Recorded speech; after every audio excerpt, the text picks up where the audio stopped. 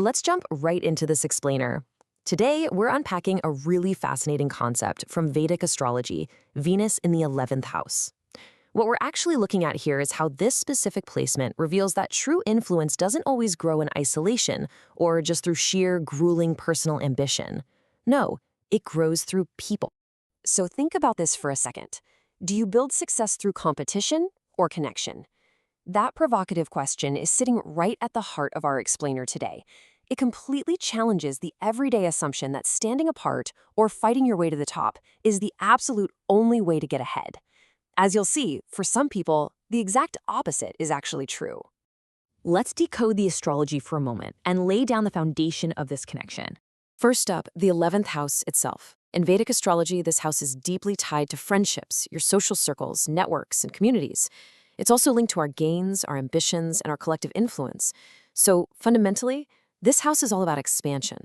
But specifically, expansion through your relationships and your broader network, rather than just solo lone wolf efforts. It's like every dream here eventually becomes a collective one. Now, what happens when we throw Venus into the mix?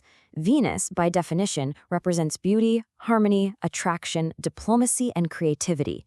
So when we bring Venus into the territory of the 11th house, we introduce an energy that really prioritizes diplomacy, balanced conversations, and emotional comfort over raw force.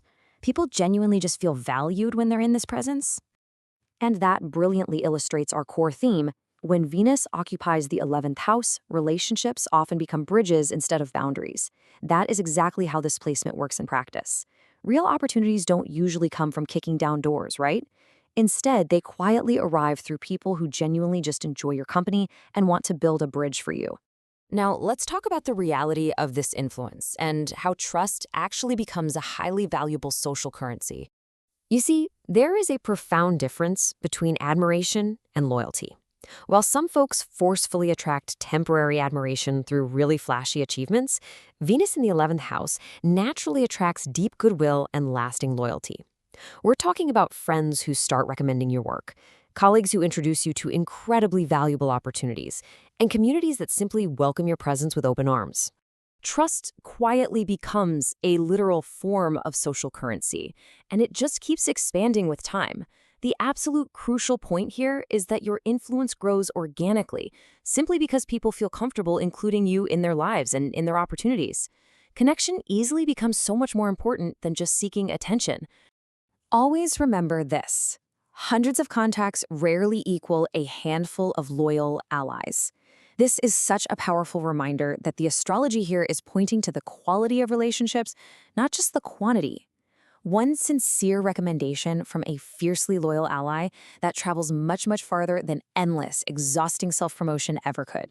Because of this specific dynamic, we frequently see this placement among artists, entrepreneurs, diplomats, creators, community builders, and consultants. Their biggest achievements usually emerge when people willingly open doors for them. They manage to turn appreciation into visibility, and then they take that quiet goodwill and turn it into a rock-solid, lasting reputation. But of course, every placement has a shadow side. Let's look at the danger of people-pleasing when the desire for harmony goes a bit too far. When we compare a strong Venus to an afflicted one, the differences are night and day. A strong Venus creates genuine emotional intelligence, a beautifully balanced social influence, and real collaboration. However, an afflicted Venus, well, that might lead to pretty superficial relationships, constant social comparison, and a really heavy, unhealthy dependency on external validation. Popularity might look completely fine on the outside, but the emotional depth quietly fades away entirely. And that brings us to a really crucial tension: harmony versus honesty. It is absolutely vital to remember that when maintaining harmony becomes more important than just being honest, true connection quietly disappears beneath a layer of pure politeness. You might find yourself avoiding conflicts so much that your relationships become built on nothing but convenience. We have to remember that relationships should expand your life, not replace your identity. Relying way too heavily on everyone's approval will slowly chip away at your authenticity and, inevitably, lead to total emotional exhaustion. Why? Because pleasing everyone is literally impossible. You absolutely have to maintain your boundaries. Okay, let's shift gears a bit and look at how the different elements and interacting planets completely change this dynamic. The element governing the sign that contains Venus completely changes the flavor of your social exchange. For instance, fire signs create super enthusiastic, passionate friendships. Earth signs, they build highly dependable, grounded networks. Air signs thrive through lively conversation and the exchange of ideas, while water signs focus intensely on creating deep, emotionally nourishing bonds. It's a completely different vibe depending on the element in play. Furthermore, interacting planets bring their very own energy to the 11th house. Jupiter might vastly expand your generosity within your network, while Mercury comes in to strengthen your communication skills. Saturn might step in to rigorously test your loyalties, making sure they're real. And Mars? Mars absolutely energizes your collaborations. Every single planet adds a unique, distinct layer to the foundation that Venus provides. And we can't forget the lunar nodes. They play a massive role too. Rahu can vastly widen your social reach, giving you access to these huge, sprawling networks. Meanwhile, Ketu offers a totally different lesson entirely. It teaches non-attachment, reminding us that, hey, not every single connection is meant for a lifelong commitment. Some people are just meant to be in our lives for a season, and that is okay. Which brings us to the ultimate lesson of this placement: cultivating meaningful belonging. It's often said that a good reputation spreads through recommendations rather than flashy advertisements.